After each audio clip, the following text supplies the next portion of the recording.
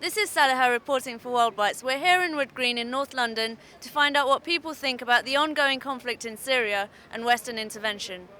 You just mentioned that you think the international community isn't doing enough, and I mean at the moment they are intervening in Syria quite a bit. I mean they've placed heavy economic sanctions on Syria, they've only just lifted an arms embargo, and they've got lots of regional allies who are playing into that situation as well. And like you say, sometimes it's probably quite difficult to watch this stuff on the news, and it makes us think something must be done. But do you think that sometimes perhaps it's better if nothing is done at all instead of doing something and making things worse?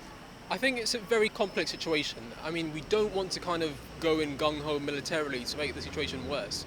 But at the same time, just standing by why innocent people are being mercilessly slaughtered, it just seems immoral, to be quite honest.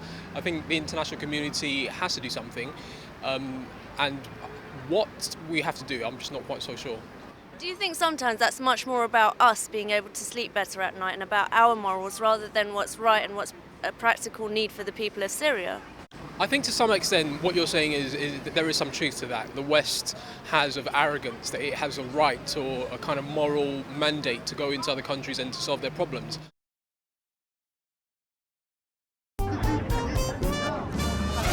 I'm Luke Gittos, reporting from TUC's Putting People First. A very strange atmosphere here at the moment. There seems to be more media than protesters.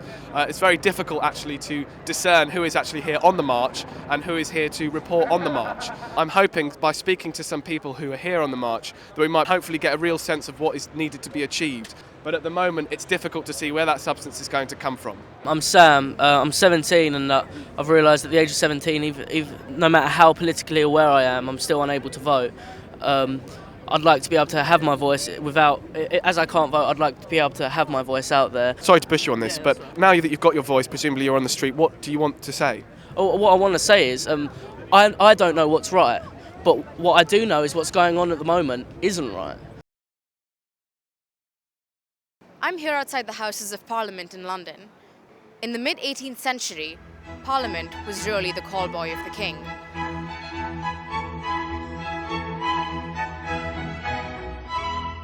The vote was limited to so-called propertied free men, seats were bought and sold, and reporting on Parliament and criticising the monarchy was strictly illegal.